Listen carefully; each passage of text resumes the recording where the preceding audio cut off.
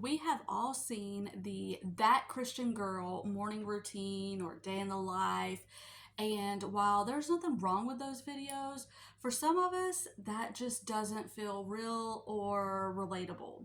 So today, I want to share with you a real look at my raw and unfiltered and authentic day and I just show you what it looks like for me as a busy Christian mom and wife, what it looks like with my Bible time, with prayer time, and how I do that, being that I have kind of a non-traditional way of life. So let's dive right in. So when I say non-traditional, I mean that my husband does not go and work a 9 to 5 job out of the home. I do not go and work a 9 to 5 job out of the home. We homeschool our kids, and my husband and I, we work together. And so our life looks a little bit different than the typical average family. And I understand that. But I also know that my life is just as busy as everybody else's, and everybody else's is just as busy as mine. So I wanted to give kind of a rundown of how my day looks and what kind of how I do things, and hope that it makes you feel better about your life, because I know for me, when I see That Christian Girl morning routine or That Christian Girl day in the life, I'm like, yeah, but that doesn't really look like my life. I don't really have the things going on that they do. So I thought I would share today a little bit about my day and just kind of show you what my day typically looks like.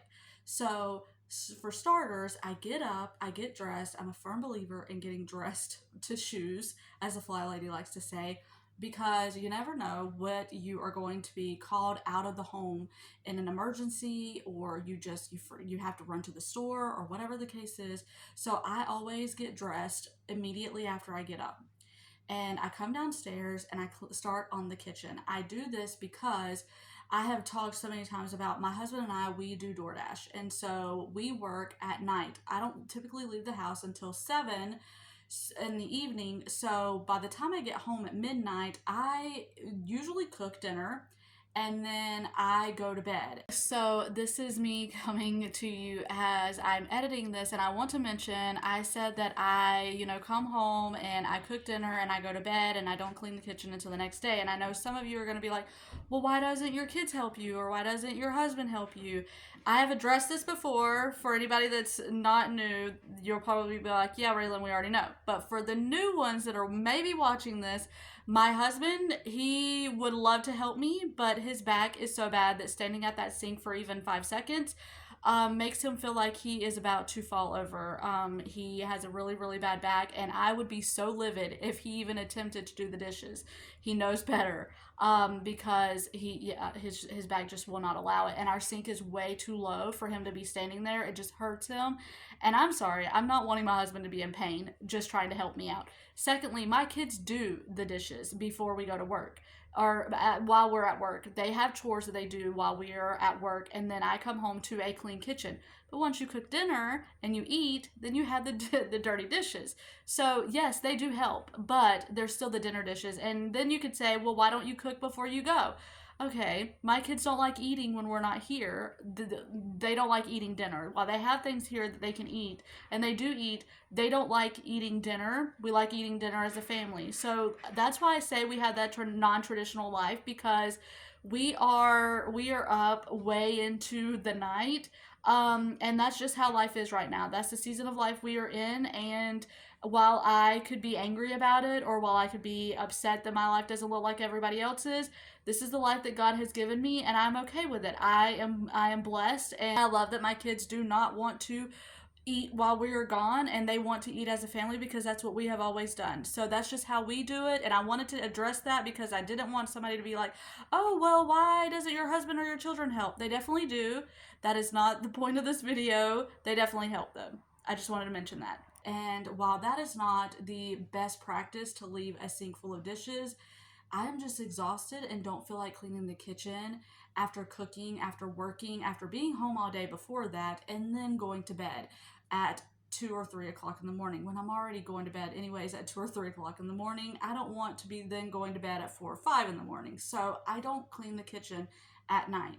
So I wake up, I come into the kitchen, and I clean the kitchen.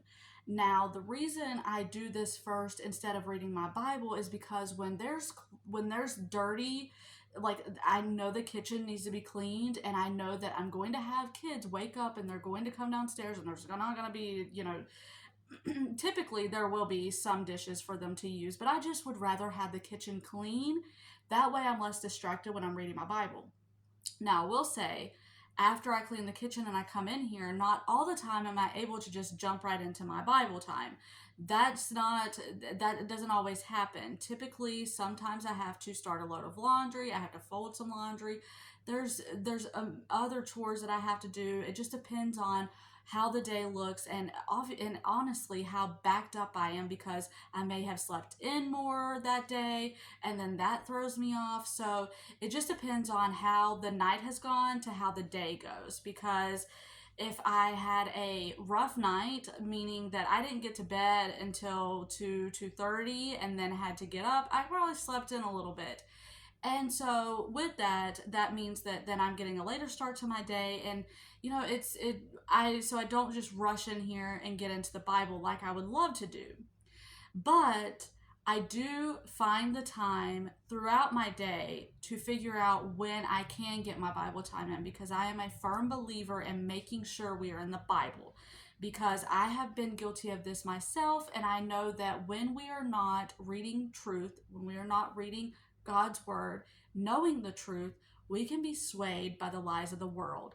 And the only way to combat that is by reading the Bible and knowing God's Word. So, I am just a firm believer in making sure that we are in our Bibles every single day. Again, I've been guilty of this myself. I will, by the end of the day, I'm like, oh, I did not read my Bible today. But the only way we are going to combat the lies of this world is by being in our Bibles and knowing the truth. And the only way to do that is making sure that we are getting our Bible time in every single day. Now, does it look like the perfectly quiet time that you see all over social media? Probably not. I know for me, half the time I hear kids fighting in the background, or I have the TV going in the background, or there's conversations happening around me. There's kids making food in the kitchen. I mean, whatever. There is all kind of distractions, but I still want to make sure I have that time in where I'm spending it with God. And I know that He will meet me wherever I am and whatever circumstances I am coming to Him with. And it may not always look picture perfect, and that is okay. It doesn't have to. Sometimes we are reading it in our cars, waiting on to pick our kids up from the car in the carpool line. However we have to do it is however we have to do it. The main thing is that we do it. So then, after I read the Bible, if I'm able to, after I clean the kitchen, then I move into doing the chores if I didn't do them ahead of time. I move into doing the chores like the laundry, or cleaning the bathrooms, or folding the laundry, whatever the case is, vacuuming, any of those things. And then from there, I go into homeschooling my kids, and that takes up the bulk of my afternoon. And so then after that, it is time to start getting ready for work, and that's about 5 o'clock ish. So I need to mention I don't typically eat breakfast until noon. So I usually eat breakfast around noon, and then around 5 is when I eat lunch. And I only mention that because this is when I am getting ready for work, and I'm getting lunch in, and I'm doing, just picking up here and there. And then about 7 o'clock is when we leave for work. And that is a typical look at my day. Now you may ask, okay, Raylynn, when are you praying? When are you, carving out your time to pray? Well, I will tell you that my prayer time is throughout my day. I take the Bible verse, pray without ceasing, literally. I am constantly praying throughout the day. I am in constant communication with God, because I just feel like there is no like set time, like you need to sit down and you need to pray. Now, I know for me, I have a really horrible memory, really bad memory. I will be praying while I'm washing the dishes, while I'm folding laundry. I will be saying prayers. Something jumps in my head. There's something that I think about, or someone I think about. I will just say a quick prayer for them, and then I'm praying about work later. I'm praying about I'm praying over my kids, over my house, over my husband, over our family, over our country, over whatever, the church, whatever. I am just in constant communication with God because I feel like that is so important to make sure that we are just constantly communicating with God, because nothing is too big, nothing is too small to take to the Lord in prayer. And so I am always making sure, especially with me not being able to remember things, I will forget. If something pops into my head and I'm like, oh, I need to pray about that. If I don't pray right then, most likely I'm going to forget. When I'm online and I see something that's like, oh my goodness, this person, and I say, I'm praying for you, I'm literally praying for you right then, because I do not want to forget. I don't want it to be out of sight, out of mind. I want to be able to pray right then, right there, because I will forget. So that is a typical look at my day. That is how I do things. Again, the main takeaway I want from this video to be is we don't have these picture perfect lives.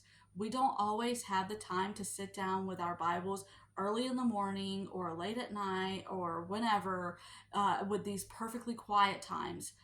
We have busy things going on. We have children, we have husbands, we have whatever you have going on. And we may have, family that we're taking care of.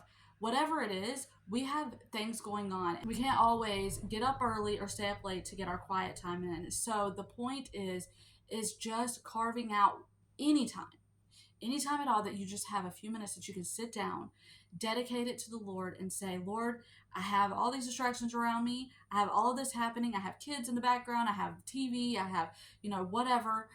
I need just this few minutes right here to give to you. This is what I have, and I know He will meet you. So, anyways, that's a look at my day. That's a look at how I do things. And I hope that was helpful or encouraging.